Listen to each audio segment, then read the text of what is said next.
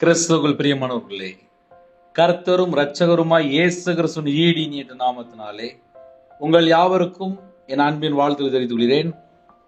தேவன் அருளிய அப்பம் பிரேயர் மினிஸ்ட்ரி சேனல் மூலியமாக உங்களோடு சந்திப்பதில் மிகுந்த மகிழ்ச்சி அடைகிறேன். தினம்தோறும் புதிய நாளுக்காக அதிகாலைகளிலே பரிசுத்த வேதாந்தத்தில் நாம் ஒரு பகுதியை தியானித்து நம்முடைய குடும்ப பாதுகாப்பிற்காக நாம் ஜெபித்து வருகிறோம். அதிகாலைகளில் அபிஷேகங்களை பெற்றுக்கொள்ள, தேவனுடைய கிருபை பெற்றுக்கொள்ள புதிய நாளுக்காக இணைந்திருங்கள்.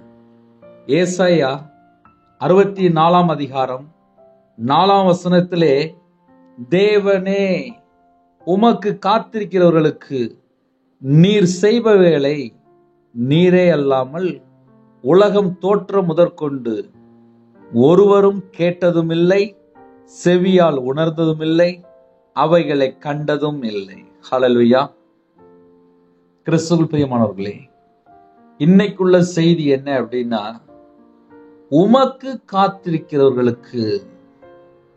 அப்ப முதல் பாயிண்ட் என்ன அப்படின்னா, காலை வேளையில சில குடும்பத்திலே பஸ்ல போவாங்க, ஆட்டோல போவாங்க, கார்ல போவாங்க, ட்ரெயின்ல போவாங்க. சில குடும்பத்திலே பஸ்ஸுக்காக ஒரு 10 நிமிஷம் இல்ல 20 நிமிஷம் இல்ல ஒரு 5 நிமிஷமா வெயிட் பண்ணிட்டு இருப்பாங்க. அந்த பஸ் வந்த உடனே கூட்டமா இருக்கும். ஆனாலும் கஷ்டப்பட்டு ஏறி காலை வேளையில டெய்லி வேலைக்கு போயிட்டு இருப்பாங்க. அதே போல நைட்டு வரும்போதும் இந்த பஸ்ஸுக்காக வெயிட் பண்ணுவாங்க. கூட்டமா தான் இருக்கும். குடும்ப சூழ்நிலை, வீட்டுல பார்த்தா பல தேவைகள் உண்டு. பஸ்ல போய் கஷ்டப்பட்டு வேலை பார்த்து வருவாங்க. உமக்கு காத்திருக்கிறவர்களுக்கு, ஒரு குடும்பத்துல ஒரு 5 கிலோமீட்டர் 10 கிலோமீட்டர் போகணும் அப்படின்னா, சில குடும்பத்துல தாய்மார்கள், சகோதரமார்கள், நிறைய குடும்பத்துல, அது ட்ரெயினா இருக்கலாம், பஸ்ஸா இருக்கலாம், பொறுமையா நின்று அந்த பஸ் வந்த உடனே கரெக்டா கிளம்பி போவாங்க. ஆவிக்குரிய வாழ்க்கையிலே கர்த்தருடைய பிள்ளைகள் தேவனுடைய சமூகத்திலே நம்ம எவ்வளவு நேரம் காத்திருக்கிறோம், அதுதான் நமக்கு தேவை. ஏன்னா தேவனுடைய சமூகத்திலே காத்திருக்கிற பிள்ளைகளுக்கு தான் ஆசீர்வாதம். இப்ப என்னுடைய வாழ்க்கையிலே நான் சில காரியங்கள் அப்பப்போ சொல்லுவேன். அது சில குடும்பத்திலே, அது உங்களுடைய ஆவிக்குரிய வாழ்க்கைக்கு நிறைய காரியங்களை எடுத்துக்கொள்ளலாம். 2016 நான் முழு நேர ஊழியத்துக்கு வந்தேன்.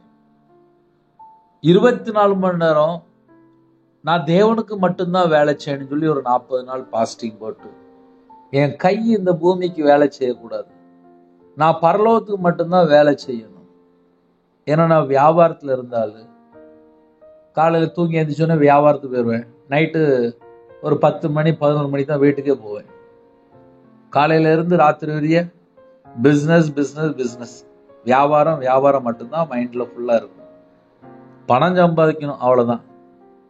மற்றபடி சர்ச்சைக்கு போகணும், ஆவிக்குரிய வாழ்க்கையில வளரணும், அபிஷேகங்களை பெற்றுக்கொள்ளணும், ரட்சிக்கப்பட்ட அனுபவம் ஒண்ணுமே கிடையாது. கடமை கடமை கடமை. ஞாயிற்றுக்கிழமை காலையில் ஆயிடுச்சுன்னா நேரா சர்ச்சைக்கு போயிடுவேன், அவ்வளவுதான். மற்றபடி என்கிட்ட எது கேட்டாலும் எனக்கு தெரியாது. என்னோட வாழ்க்கை இஷ்டம் போல இருந்துச்சு. ஆனால் பிசினஸ்ல லாஸ், வியாபாரத்துல கடன் அதிகம், எல்லாராலும் கைவிடப்பட்ட நிலைமையில கையில பைபிள் எடுத்து வாசிக்க ஆரம்பிச்சேன். நான் சின்ன வயசுல வேலைக்கு போனதுனால பைபிள் வாசித்தா எனக்கு கொஞ்சம் புரியாது. 11 வயசுல நான் வேலைக்கு போயிட்டேன். பைபிள் கையில் எடுத்து வாசித்தா எனக்கும் புரியல. ஒரு வசனத்தை 10 தடவை எழுத்து கூட்டி வாசிப்பேன். ஏன்னா சின்ன வயசுல வேலைக்கு போயிட்டேன். ஒரு நாளைக்கு 7 மணி நேரம் 8 மணி நேரம் கர்த்தருடைய கிருபையினாலே பைபிள் வாசிக்க எனக்கு தேவன் கிருபை கொடுத்தார். 8 மணி நேரம் கிட்ட வாசிக்கும் போது என்ன நடந்துச்சு அப்படின்னா, 8 மணி நேரம் கூடயே இருக்கும். கையில பைபிள் எடுத்து வாசிக்கும் போது அந்த வசனத்தினுடைய அர்த்தத்தை ஆவியானவர் சொல்லி கொடுக்க ஆரம்பிச்சார். அதுக்கப்புறம் என்னுடைய வாழ்க்கையில நான் எங்கெல்லாம் கர்த்தரை விட்டு தள்ளி போறேன், அடுத்த அனுபவம். அதுல இருந்து முதல்ல மனம் திரும்ப ஆரம்பிச்சேன். ஒவ்வொரு நாளுமே கையில பைபிள் எடுத்து வாசிக்கும் போது என்னுடைய வாழ்க்கை எப்படி போயிட்டு இருக்கு, இந்த வசனத்துக்கு நான் இன்னும் கீழ்படியல அப்படின்னு மட்டும்தான் யோசிப்பேன். உடனே அர்ப்பணித்து ஜெபம் பண்ணிடுவேன். அப்பா, இந்த வசனத்தை கீழ்படி எனக்கு கிருபை தாங்க, இன்னும் நான் இந்த வசனத்துக்கு இன்னும் மாறணும்ப்பா, அப்படின்னு சொல்லி இப்படியே அர்ப்பணித்து ஜெபிக்கிற ஒரு பழக்கம். அப்ப என்னுடைய ஆவிக்குரிய வாழ்க்கையில வளரணும் அப்படின்னு சொல்லி கர்த்தருடைய கிருபையினாலே ஆசைப்படும் போது வசனத்தை சொல்லி, இந்த வசனத்தை நான் இன்னும் கீழ்ப்படியலப்பா, இந்த வசனம் வாக்குத்தத்தை எனக்கு தாங்கப்பா, எனக்கு தாங்கப்பா, என்னை ஆசீர்வதிங்கப்பா அப்படின்னு சொல்லி வசனத்தை சொல்லி சொல்லி ஜெபிக்கிற ஒரு கிருபைக்குள்ள கொண்டு போனார். இதையே இன்னைக்கு உங்களுக்கு சொல்றேன் அப்படின்னா, யாரெல்லாம் தேவனுடைய சமூகத்துல காத்து இருக்கிறீங்களோ உங்களுக்கு பெரிய கிஃப்டே இருக்குப்பா. நான் கையில பைபிள் எடுத்து வாசித்ததுல ரவிராஜ் இன்னைக்கு உயிரோட இருக்கான் அப்படின்னா காரணம் என்ன தெரியுமா? பைபிள். இந்த பைபிள்ல கண்ணீரோடு வாசிச்சிருக்க, கண்ணீர் மட்டும்தான் அதுல இருக்கும். எல்லாரும் நினைப்பாங்க ரவிராஜ் அப்படிம்பாங்க, அதுக்கு பின்னாடி கண்ணீர். ஏன்னா கையில பைபிள் எடுத்து வாசிக்கும் அர்த்தம் புரிய ஆரம்பிக்கும் போது, பரிசுத்த ஆவியார் இடைபட ஆரம்பிக்கும் போது குத்துண்டவனாக மனம் திரும்ப ஆரம்பிச்சேன். ஐயோ இப்படி போட்டிருக்க, நான் இப்படி இல்லையே அப்படின்னு சொல்லி தேவனோட சமூகத்துல ஜெபிக்க ஆரம்பிச்சேன். அந்த ரவிராஜ் தான் உங்கள்கிட்ட பேசிட்டு இருக்கான். எத்தனையோ குறைகள் தேவனோட சமூகத்துல தாழ்த்த ஆரம்பிச்சேன். தாழ்த்தி தாழ்த்தி தாழ்த்தி ஜெபிக்க ஆரம்பிச்சேன். ஆனா கொஞ்ச நாள் கழிச்சு கையில பைபிள் எடுத்து வாசிக்கும் போது தாழ்த்துனா கிருபை.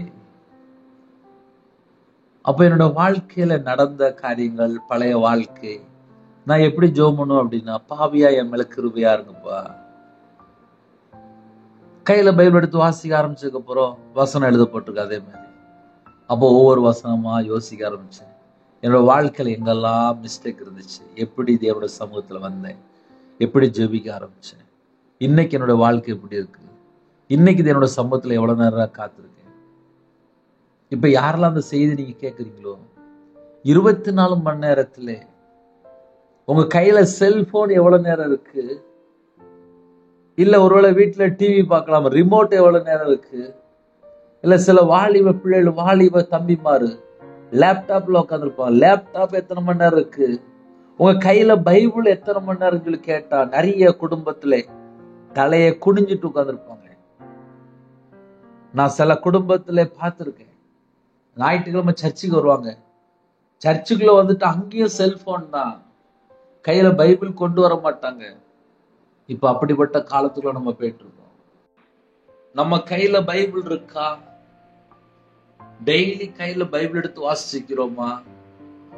24 மணி நேரம் இருக்கு. அந்த 24 மணி நேரத்துல எனக்கும் தேவனுக்கும் உள்ள ஐக்கியம் எப்படி இருக்கு, எனக்கும் தேவனுக்கும் உள்ள தொடர்பு எப்படி இருக்கு, அதை வச்சுதான் நம்ம வீடு ஆசீர்வாதமா இருக்கும், நம்ம குடும்பம் ஆசீர்வாதமா இருக்கும்.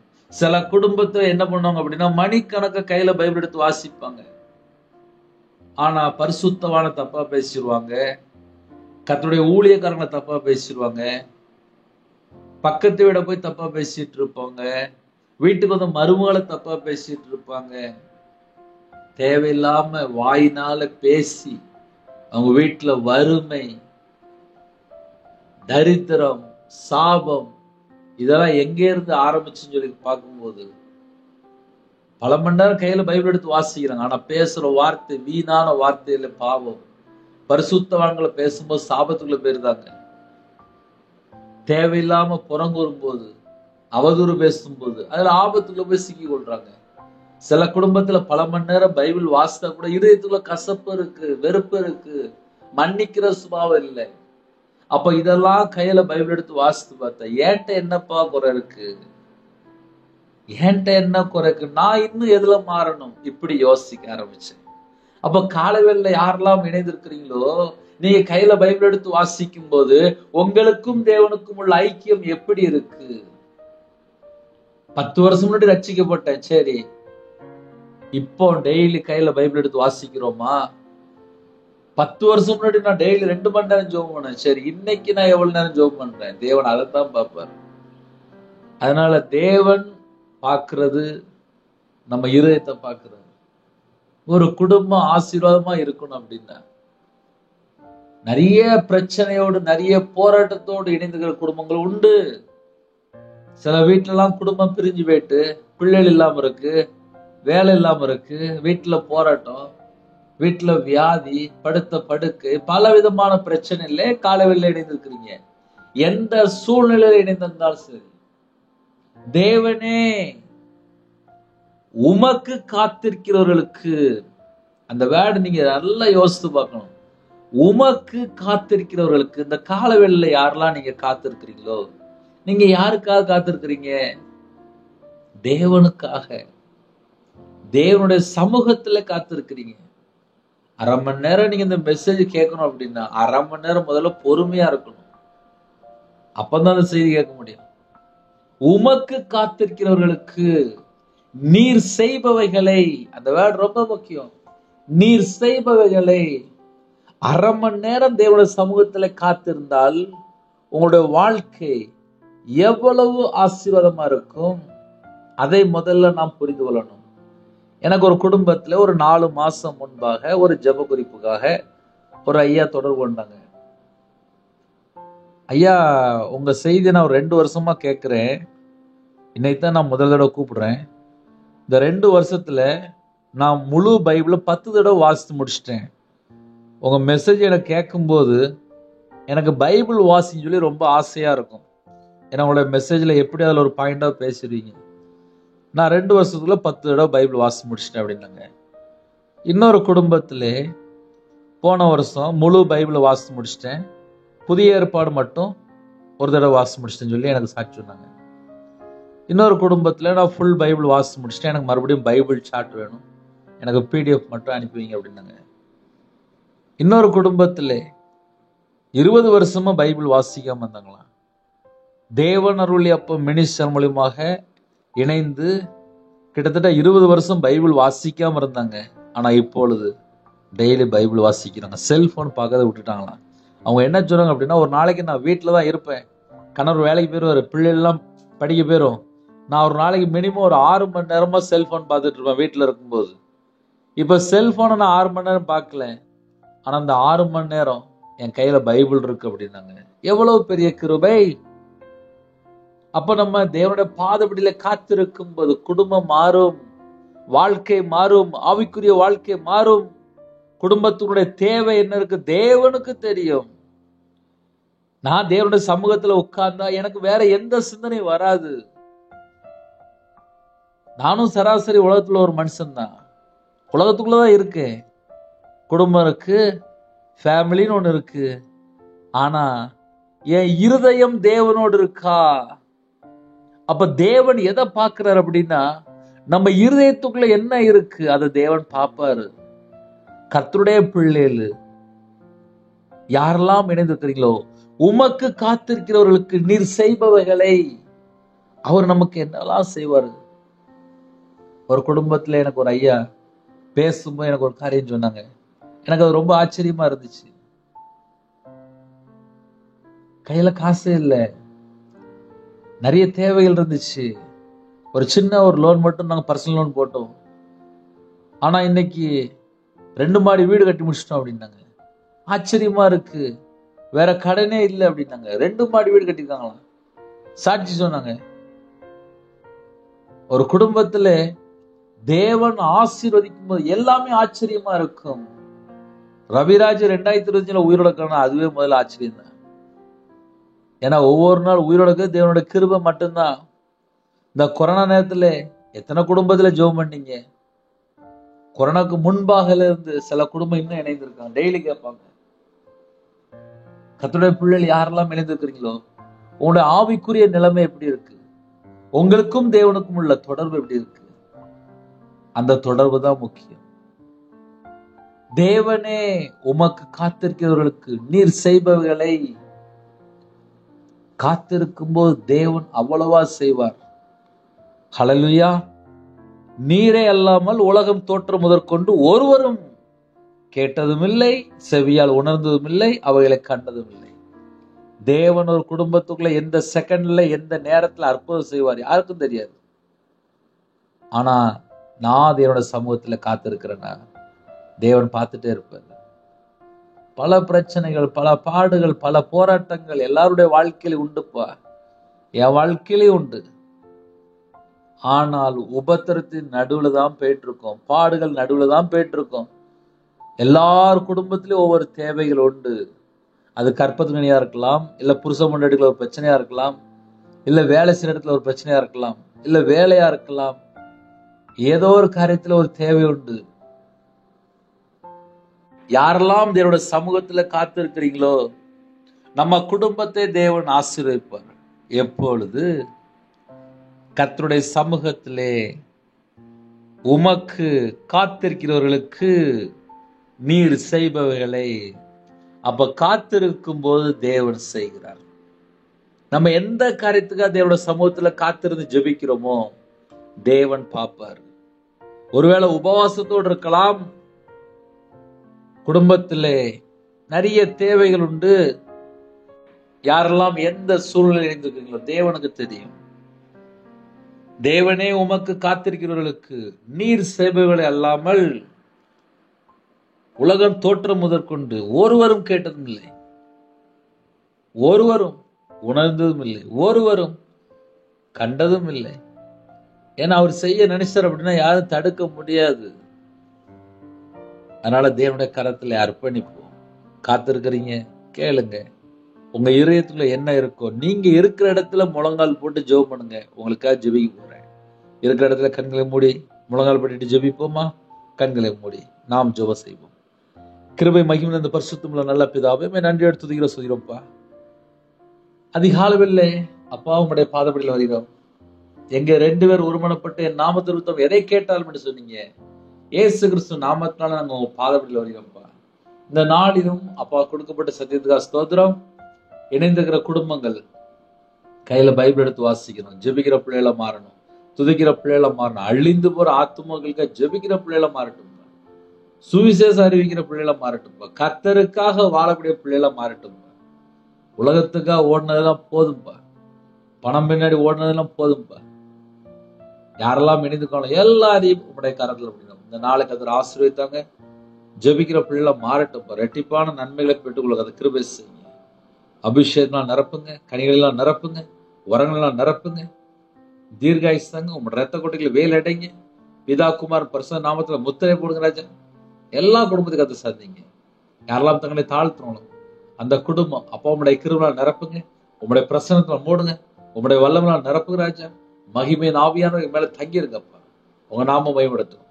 பிறந்த நாள் கொண்டாடுறாங்க, திருநாள் கொண்டாடுறாங்க, அவங்களோட சந்ததியாக பரிபூர்ணமாக ஆசீர்வதிங்க. உங்க நாமம் பயன்படுத்தும். 1000 தலைமுறைக்கு அப்பா கர்த்தர் இரக்கம் பாராட்டும். கர்த்தர் கிருபை செய்யுங்க. கர்ப்பத்தினியா ஜெபிறாங்க, மாசமா இருக்காங்க, டெலிவரி போறாங்க, பரம வைத்தியர் கூட இருங்க. உங்க பிள்ளைகளோட வாழ்க்கையிலே அற்புத அடையாளம் செய்யுங்க ராஜா. திருமணம் முடிந்ததுக்கு அப்புறம் பல காரியத்திலே குறைகள், அந்த குறைகள் எல்லாம் மன்னித்து உங்க பிள்ளைகளை பரிசுத்தப்படுத்தி ஆசிர்வதிங்க. படிக்கிற பிள்ளைகளுக்கு ஸ்தோத்திரம்ப்பா. பிள்ளைகளோட கர்த்தர் கூட இருங்க, பரிசுத்தப்படுத்தி ஆசிர்வதிங்க. ஹாஸ்பிட்டல்ல பலவீனத்தோடு இருக்காங்க, பரிபூர்ணமா சுகமாக்கித்தாங்க.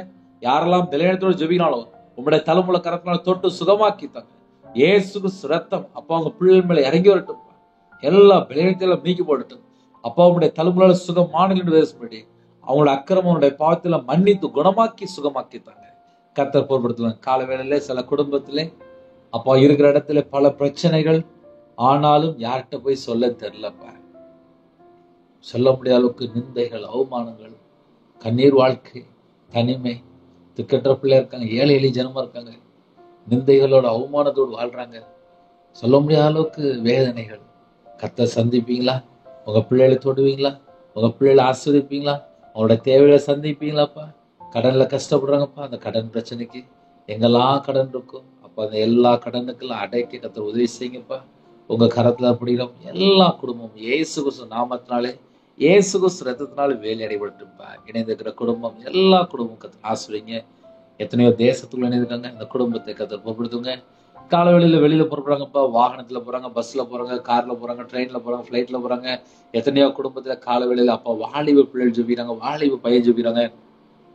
ஐடி ஃபீல்ட்ல இருக்காங்க, சாஃப்ட்வேர் லைன்ல இருக்காங்க. அப்பா சில குடும்பத்துல போலீஸ் டிபார்ட்மெண்ட்ல இருக்காங்க, சில குடும்பத்துல ஆர்மில இருக்காங்க, கவர்மெண்ட் ஸ்டாஃப் ஜெபிக்கிறாங்க. சில குடும்பத்துல விவசாயத்துக்கு போறாங்க, வியாபாரத்துக்கு போறாங்க, கம்பெனிக்கு போறாங்க. கால வேளையில யாரெல்லாம் நினைக்கிறாங்க எல்லா குடும்பத்தையும் கர்த்தருடைய கரத்துல அர்ப்பணிக்கிறாங்க. உங்க பிள்ளைகளோட கர்த்தர் கூட இருந்து ஆசிரியங்க. இன்னைக்குள்ள எல்லா தேவையிலெல்லாம் கர்த்தர் சந்திங்கப்பா. நீங்க உங்க பிள்ளைகளோட கூட இருங்க. ஒவ்வொரு குடும்பத்தையும் கர்த்தர் கூட இருந்து ஆசீர்வதிங்க. யாரெல்லாம் எந்த சூழ்நிலை எந்த கருத்தை ஜெபினாலும் எல்லா தேவைகளெல்லாம் கர்த்தர் சந்திங்கப்பா. எத்தனையோ நாட்டுக்குள்ளே இணைந்திருக்காங்கப்பா. அவங்களோட பிள்ளைகளோட வாழ்க்கையில என்னென்ன காரியம் இருக்கும், வேலைக்கா ஜெபிக்கிறாங்கப்பா. கர்த்தர் வாசல் திறந்து விடுங்க, கர்த்தர் வாசல் திறந்து விடுங்கப்பா. உங்க கரத்துல அர்ப்பணிக்கிறப்பா. ஜெபிக்கிற ஒவ்வொரு குடும்பம் ஆசீர்வதிக்கப்படட்டும்ப்பா. என் தேவன் மனம் இறங்கி ஆசீர்வதிங்க. உங்க பாதபில் அர்ப்பணிக்கிறோம். இந்த நாளைக்கு ஆசீர்வதித்தாங்க. எல்லா தடையெல்லாம் நீக்கப்பா. திருமணத்துக்கு ஆயத்தமா இருக்காங்க, எல்லா காரியத்துக்கும் கர்த்தர் வாசல் திறந்தாங்க. உங்க பாதபில ஒவ்வொரு குடும்பத்தையும் அர்ப்பணிக்கும் ராஜா. இந்த நாளிலும் விசேஷம் உங்க பிள்ளைகளோட வாழ்க்கையில அற்புத அடையாளம் நடக்கட்டும்ப்பா. கர்த்தர் பொறுப்படுத்துங்க. முடிவு புரிந்தும் உங்களுடைய வார்த்தையில நிலைத்து அது கிருபை செய்யுங்க. இந்த நாளை எங்களுக்கு ஆசீர்வதித்தாங்க. துதி கன மகிமையெல்லாம் ஒருக்கே செலுத்தினோம். இயேசு கிறிஸ்து பிதாவே ஆமென். தேவனுக்கே மகிமையுண்டாதாக. கர்த்தர் தாமே உங்களை உங்கள் குடும்பத்தின் சகல காரியத்திலும் சம்பூர்ணமாக திருப்தியாக கர்த்தர் கொடுத்து பரிபூர்ணமாக ஆசீர்வதிப்பாராக. ஆமென். கர்த்தராகிய இயேசு கிறிஸ்துவின் கிருபையும் பிதாவாகிய அன்பும் பரிசுத்தருடைய ஐக்கியமும் இப்பொழுதும் எப்பொழுதும் சதா காலங்களிலும் நம் அனைவருக்கும் கொடுப்பதாக. ஆமென். கிறிஸ்துவுக்குள் பிரியமானவர்களே, 9363064181 நமது கொண்டால் நாங்கள் உங்களுக்காக குடும்பத்துக்காக ஜெபிப்போம். எங்களுடைய ஊழியக்காக தொடர்ந்து ஜெபிங்கள். கர்த்தர் உங்களையும் உங்கள் குடும்பத்தில் சகல காரியத்திலும் சம்பூர்ணமாக திருப்தியாக கர்த்தர் கொடுத்து ஆசீர்வதிப்பாராக. ஆமென். God bless you. Thanks for watching. Please subscribe our channel. Click the like and share. Click the bell. God bless you.